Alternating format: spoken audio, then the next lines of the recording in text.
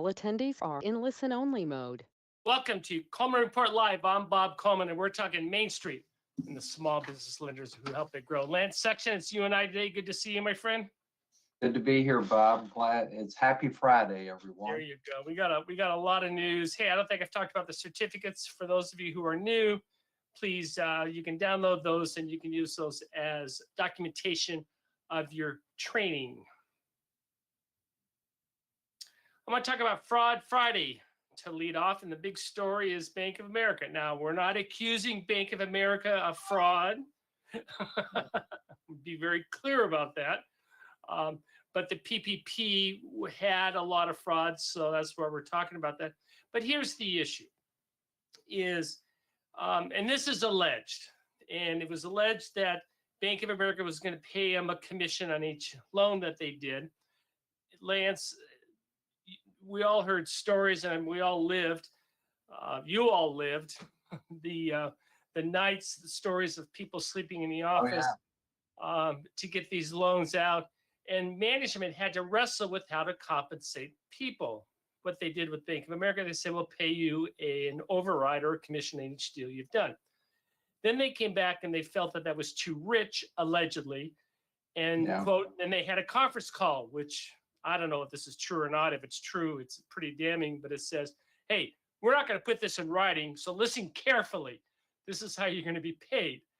And what the three plaintiffs are alleging is they've said in there that they were making $20 an hour and they got paid on $30 an hour, but they should have received overtime based on their commissions. So that's sort of interesting. Obviously, Bank of America, a large PPP lender, and with the name, they're going to get a lot of press on this.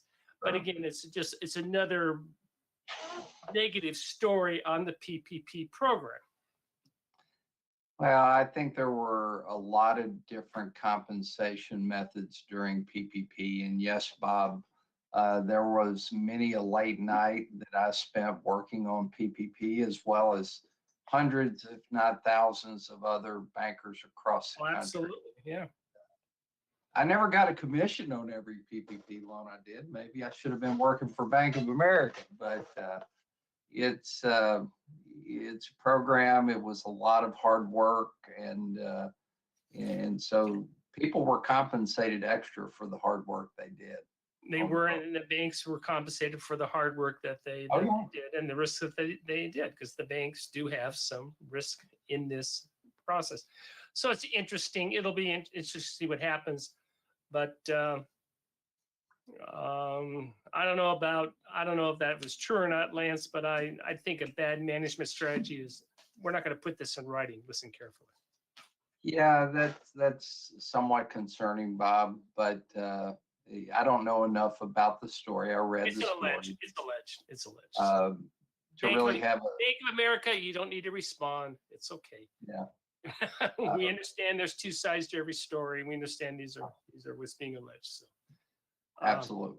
But I think what it is that as management, as banks, you have a target on your back continually. And probably the takeaway in that story is, I'm not getting around saying anything, but be transparent and do the right thing. And try to mitigate this as much as possible. Now, this is only 3 employees out of a lot more than that, but it gets national news. Here we have just another myriad situation. Hey, before I get into this one, I encourage all of you who have Netflix, or if you don't, figure out how to get it. They did a wonderful series on Madoff, 3-4-part series. You've got to watch it. It is sad. It is more than sad, but it encapsulates a lot of the themes we talk about. First of all, Bernie Madoff said, hey, I wanted to please people. I wanted to be a pleaser. I wanted to look like the big shot. He made that very clear. That he's an extremely narcissistic individual, and it was very important for him on how people perceived him. And we all deal with these type of people. And so it's he had no moral code when it came to achieving the goal. And the goal was, I want to be well liked. I want to please people. And the way he was pleasing people was giving these phony returns. He ran the numbers are astounding. He brought in $19 billion with his fake profits that he showed. It ended up being $65 billion and ruined people's lives. Both his sons died. It's a horrible story. But the things we talk about, Lance, if it's too good to be true, it's true. Yeah. It's not valid. There were a tremendous amount of red flags. There was the mathematician who said this back in 8 years before the fraud hit, that it could not happen. This happened at the height of the Great Recession. It was just the hits kept on coming. And he was one of the few Wall Streets that went to jail. And he took they implied he took the bullet for his wife and his sons and his team. And he's the only, now that's not true. He had some other minions that did go to jail, but they received minor sentences, a minor 3 to 5 years. I guess. But I think, Bob, go ahead, Lance. something that you said earlier, if it's too good to be true, it probably isn't true. I sit and wonder what could happen in the world if people who committed fraud spent as much time doing something legitimate as they do trying to commit fraud. I mean, Bob, we all get these, but I got the other day an email saying I could be on a board of directors, and some guy made a follow-up call, and I'm like, I think I probably could be a good board of directors member, but it all came down to Bob eventually. He's like, well, if you give us X number of dollars up front and X number of dollars a month, we're going to get you on a board of directors. And I'm like, yeah, right. Okay. Well, I don't. Yeah, I don't. But so many things, PPP fraud, the kind of fraud that Bernie Madoff committed. If they spent as much time working on good projects as they did creating fraud, what kind of incredible growth would when we you run across, and you're going to run across these people, you have run across these people, and what the problem with Bernie is there were people who said, I can't do anything. Merrill Lynch said, if I try to move my clients out of it, they're going to fire me. Yeah. So you have, and they could be either inside the bank or outside the bank. And if they fit that persona, you got to protect yourself. The other thing also is very complex. He made it so convoluted, which brings me up another show you have to watch. It's on Enron. So that you just couldn't understand it. And if you can't understand something and you're smart people, run. Goldman, it was to their credit, Goldman Sachs and Lehman Brothers refused to do business with them. They didn't understand the model. And it's very simple. You buy, you either you buy low, sell high. You have a model to do that, or you take a commission. This isn't rocket science. This is Wall Street. And greed. Anyway, I'm going off way on a tangent on that, but watch that. All the sins of fraud he took to excess, and they ended the series with this line: he broke all the records, and another Bernie Madoff will come and break his record. Oh yeah, that's absolute. Well, it's like our friend here, Ava. Go ahead. She got 16 counts of wire fraud and passport fraud in regards to getting a dozen fraudulent PPP loans, and as is common in these stories, use fraudulent documentation. And Bob, we all love it. She went out and bought 2 big houses, and of course, gosh, she sold one about as quick as she bought it, but part of her plea agreement, she gave up those 2 big houses and profit. There was no give up. They were sued in the profit. Yes. But apparently she had been stealing people's identity for more than a decade. And, I had this conversation with my mom, Bob, she gets these phone calls from people who say they're with the IRS. And I sit down, I'm like, Mom, anybody that says they're with the IRS or state of Arkansas, just hang up the phone. They're going to send you a letter. They're not going to talk to you on the phone. But avoiding fraud is challenging in today's environment because there's so many people like this PPP fraud candidate Ava who create fake documents, took money from the program, and now she's paying the price. And Lance, for a lot of these people, this isn't their first rodeo. They have a history. There's glitches in their background that could have predicted this. And that's why you need to know who I go back to characters, the first C. You need to know who you're dealing with, and you need to do some due diligence. Anyway. Well, and I think that's the unfortunate thing in PPP, Bob. It was difficult for any participant lender to really know who they were dealing with on PPP loans by virtue of it being so quick and so much. So, people like Ava presented documentation. The lenders relied on the certification and made the loan. Lance, as an aside, I want to continue to follow the story. SBA is now doing their 19-point check as of August 1st. Have you heard anything about that? How that is? I've not heard anything. I've not heard anything in terms of problems from participant lenders yet. Now, remember, the same 19-point check was used in the third round of PPP, but 7A lending is so different that I think it will work well in 7A lending. Yeah, I don't have the stats in front of me, but the fraud in PPP round 3 was greatly diminished, wasn't it, Lance? Yeah, it was diminished, maybe not in quantity, but in dollar amounts, absolutely. Yeah. Well, very good. Hey, a couple other things. I want to talk about Mid-America. Okay, I'm sorry. I'm sorry, Michael. I'm off script. Here we have a owner of a business who tried to pawn off her crime on her bookkeeper. That didn't work. Yeah, so this candidate, it's interesting that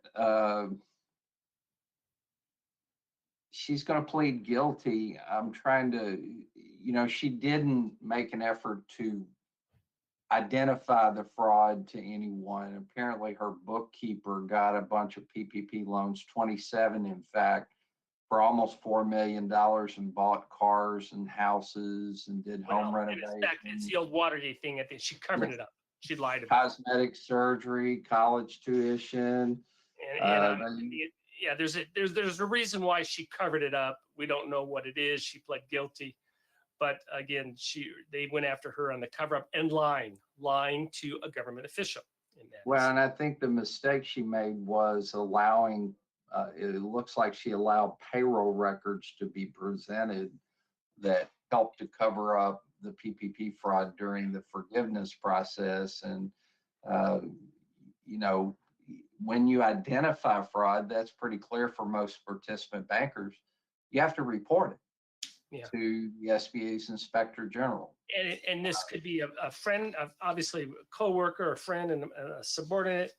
And you want to be a people pleaser. You want to help people, but you don't want to go down the road with them. And look at the Carrie Aggie's situation. She was the top person. She went down and she took her staff with her. Wanted to please her. So. This is not out of the norm, and you need to set your moral code and you need to follow it. Very simple. Absolutely. And in this particular case, all she would have had to have done is report it. Yeah. And not attempt to help. What? Excuse me, I'm going to make a phone call. Yeah. And yeah, I mean, she risked having her business going under, et cetera, but now she's pleading guilty. And what else we got, Michael? Be sure and take advantage of this Puerto Rico. The event is a free event, and the Washington staff for USDA will be there. John Miller of SBA will be there. It'll be a great networking event. I've been there a couple times. They do a wonderful job, and take advantage of that. By the way, we're going to do a webinar on that event on Tuesday, September 12th. A recap of that. So if you don't go down there, we'll bring you up to date of what is happening. Highly encourage you to learn about these programs. There's a lot of great opportunities. There's a lot of for lenders to participate in guaranteed lending programs in rural America, and there's a myriad of different programs to do that. It's a SBA lookalike product. The guarantee, there are advantages. You don't have to split the premiums over 110 with the government. And there's more flexibility. However, there's a downside, and I say SBA is automated. B&I, you build the car from the tires up. So it's a little bit longer process, and you have to be willing to endure those pain points, but it can be very profitable for your institution as well as for the borrower, and the appropriate community impact that you can deliver to that community in terms of jobs and economic impact.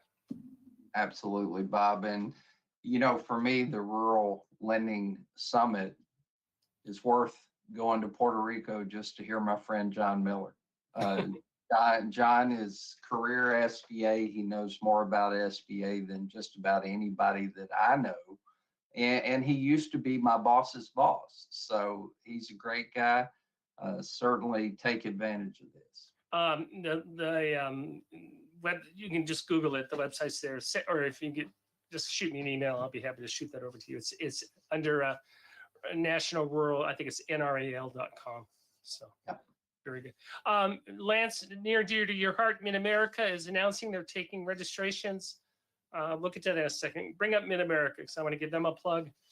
They're opening up September 1st. And Lance, it is, do you know anything where it is?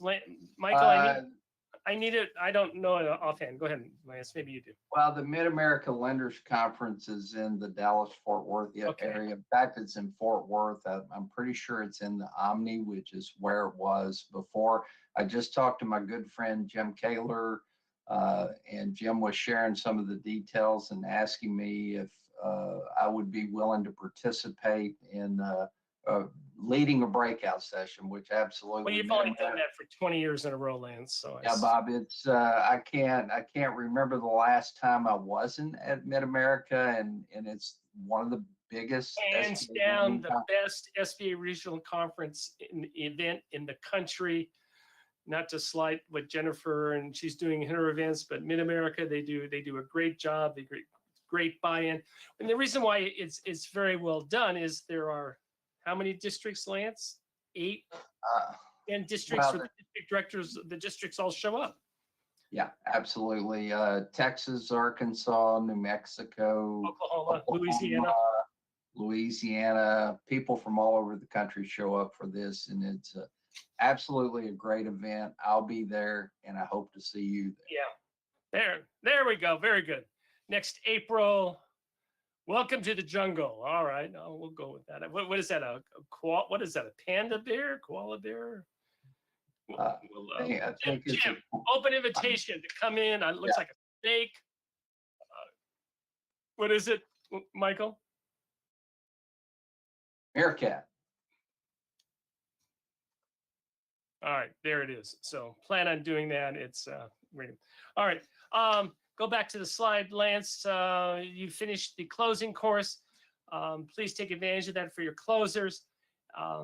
Lance has done an excellent job and is completely revamped and redone for information as of August 1st. So we have re-recorded all 33 sessions. So make sure and take advantage of that. There we go. PPP, clean up your balances. We've talked about that. August, in a couple of weeks, have that. And that's it. Anyway, on the PPP one, Bob, I just wanted to mention we are going to cover how to take care of those pesky lender additional information requests on guaranteed purchases. And another thing I've added to it is how to take care of the post-payment purchase reviews, which are extremely important. They need to be done. Hey, next week, for those of you at American East, we're going to do a special live session with Jennifer on Thursday, and we'll get that out. It'll be strictly YouTube, so we'll let everyone know of that, and that'll be fun. Thank you, everyone, for joining us today for Coleman Report Live and for supporting America's Main Street, one entrepreneur at a time. Have a great weekend.